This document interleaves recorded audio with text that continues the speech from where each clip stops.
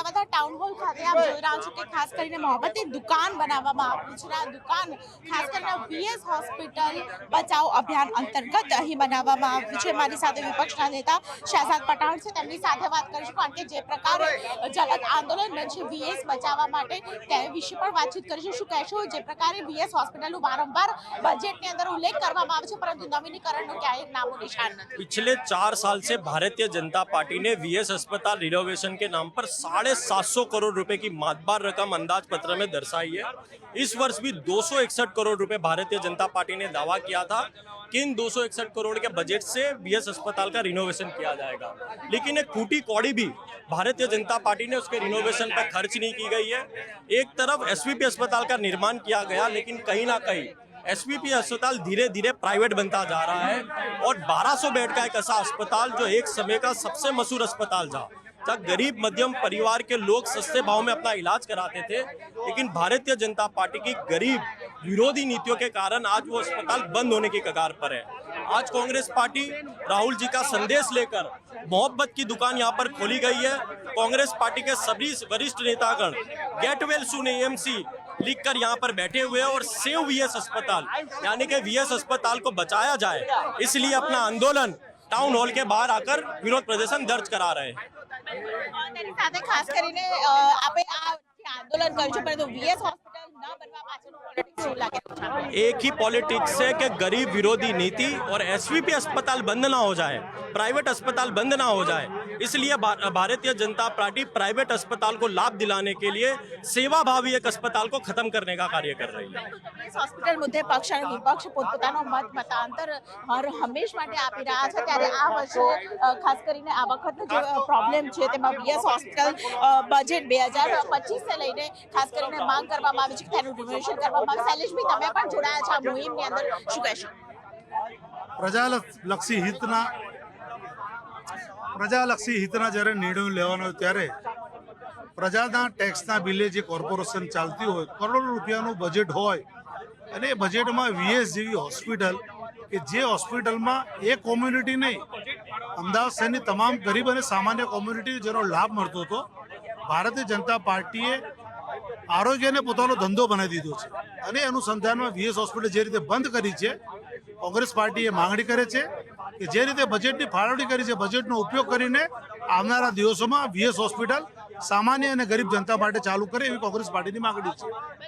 તમામ મુદ્દાઓને લઈને ખાસ કરીને વીએસ હોસ્પિટલના નવીનીકરણ માટે સૌથી મોટી માંગ છે અને આપ જોઈ રહ્યા છો મોટી સંખ્યાની અંદર લોકો પણ છે જોડાયેલા છે, મહિલાઓ પણ એ જોડાયેલી જોવા મળી રહી છે અને ખાસ કરીને જે મુદ્દો છે કે એએમસી દ્વારા ખાસ કરીને વીએસ હોસ્પિટલનું નવીકરણ છે ગુજરાત સરકાર દ્વારા પણ જો આ મુદ્દાને લઈને ધ્યાન પર લેવામાં આવે કારણ તમામ કોંગ્રેસના લોકો આજે રોડ પર ઉતર્યા છે, એક પ્રકારનું આંદોલન કરતા જોવા મળી રહ્યા છે. ત્યારે સમગ્ર મુદ્દાને લઈને ખાસ કરીને મારી સાથે નીરવ બક્ષી છે, તેમની સાથે પણ વાત કરીશું. શું કહેશો જ્યારે આજે કોંગ્રેસ એક સાથે જ એક સ્ટેજ ઉપર છે અને મુદ્દો વીએસનો છે? સૌ પ્રથમ તો આપને કે ભારતીય જનતા પાર્ટીએ સામાન્ય જનની વેદનાને વાચા આપવાના બદલે ઘોર પાપ કર્યું છે. સામાન્ય જનતાને જ્યારે કોંગ્રેસ પક્ષનું શાસન હતું ત્યારથી જ્યારે નાના માણસો, ગરીબ માણસો, વંચિત લોકો જેમને 50% લઈને 100% સુધીની મફત સારવારો આપવામાં આવતી હતી, પરંતુ જ્યારથી ભારતીય જનતા પાર્ટીનું શાસન આવ્યું એન કેમ પ્રકારે પ્રાઇવેટાઇઝેશનને મહત્વમાં આપવામાં આવ્યું, ત્યારબાદ એસવીપી હોસ્પિટલ જેવો દીકતો ધંધો કરનારી હોસ્પિટલ ઊભી કરવામાં આવી અને ત્યારબાદ હવે વીએસ હોસ્પિટલને સંપૂર્ણ રીતે બંધ કરવાની પેરવી કરવામાં આવી રહી છે. સૌ પ્રથમ તો કોંગ્રેસ પક્ષ એક જ માંગ કરી રહ્યું છે કે કોઈ પણ સંજોગોમાં ગરીબ વિદ્યાર્થીઓને, વંચિત લોકોને, નાના માણસોને જે સારવાર મળી રહી છે અને મફતમાં સારવાર મળે તેના માટે વીએસ હોસ્પિટલને તાત્કાલિક ઢબે સંપૂર્ણ રીતે ચાલુ કરવામાં આવે. વર્ષોથી વીએસ હોસ્પિટલ છે મનીષભાઈ, તે દર્દીઓ માટે ખાસ કરીને સેવા આપતી હોય છે, એમાં ગરીબ દર્દીઓ માટે જ્યારે શરૂઆત થઈ હતી તેનો ઇતિહાસ પર થોડો જણાવો કે જે પ્રકારે દર્દીઓને સારવાર મળી રહી હતી અને એ પણ મફત સારવાર મળી રહી હતી. વાડીલાલ સારાભાઈ હોસ્પિટલ એ ટ્રસ્ટની પ્રવૃત્તિથી, મહાજન પ્રવૃત્તિથી આ શહેરની અંદર અમદાવાદ શહેરમાં શરૂ કરવામાં હતી, પણ કમનસીબે ભાજપાના શાસકોએ ખાનગી હોસ્પિટલોને ફાયદો થાય અને ગરીબો લોકોની સેવા કરતી આ વીએસ હોસ્પિટલ બંધ કરવાનું પાપ કરવા તરફ જઈ રહ્યા હોય, તાળા મારવાનું પાપ કર્યું હોય કોઈએ તો એ ભાજપાના શાસકે કર્યું છે. સરદાર સાહેબની દીર્ઘદ્રષ્ટિથી વાડીલાલ સારાભાઈ હોસ્પિટલનું આ થયું હતું.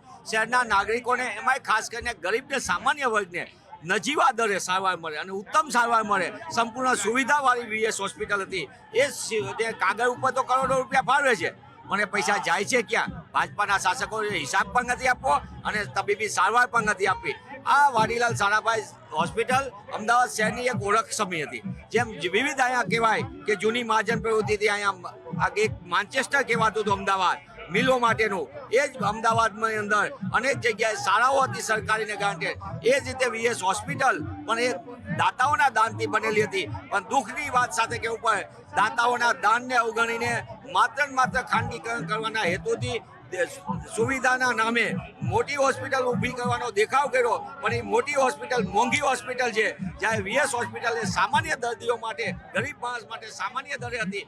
એને આજે બંધ કરવાનું પાપ કરવા જઈ રહ્યો, ત્યારે કોંગ્રેસ પક્ષે નિર્ણય કર્યો છે કે આ લડત અમે ઠેક લગી લડશું. લોકો ઉપર રસ્તા વચ્ચે જઈને લોકોને જાગૃત કરશું કે વાડીલાલ સારાભાઈ હોસ્પિટલમાં અપાતી સારવાર એ શહેરના નાગરિકોનો અને ગુજરાતના નાગરિકોનો અધિકાર છે. મહાજન પ્રવૃત્તિ પુનઃજીવિત થાય અને ભાજપાના શાસકોનો જે મનસૂબો છે ખાનગી હોસ્પિટલોને લૂંટના લાયસન્સ આપવાનો, એના ઉપર રોક લાગે, એના માટે આ કોંગ્રેસ પક્ષ તરફથી કાર્યક્રમ કરવામાં આવ્યો. કોંગ્રેસ પક્ષ દ્વારા આપ જોઈ રહ્યા છો મોટી સંખ્યાની અંદર મહિલાઓ પણ અહીં નીચે બેઠેલી જોવા મળે છે, કે જેમાં મોટી સંખ્યાની અંદર મહિલાઓ છે તેઓ ખાસ કરીને રોડ પર બેસીને ધરણા પર ઉતરે છે, કારણ કે આ મુદ્દો છે વીએસ હોસ્પિટલનો છે અને મહિલાઓ સહિત તમામ લોકો અહીં રોડ ઉપર બેસેલા જોવા મળી રહ્યા છે, જેઓ ખાસ કરીને વીએસ હોસ્પિટલ બચાવો અભિયાન અંતર્ગત જોડાયેલા છે. મોટી સંખ્યાની અંદર જે મહિલાઓ સાથે ખાસ કરીને કોંગ્રેસના તમામ કાર્યકર્તાઓ છે અહીં ખાસ એક બોર્ડ સાથે જોવા મળી રહ્યા છે, જેમાં એએમસી ગેટ વેલ સૂન વીએસ હોસ્પિટલ બોર્ડ સાથે તમામ લોકો ગરીબોને ન્યાય આપવાના નારા છે તેઓ લગાવી રહ્યા છે. કેમેરામેન ખેંગાર રાઠોડ સાથે દીપિકા કુમાર, ન્યૂઝ 18 ગુજરાતી, અમદાવાદ.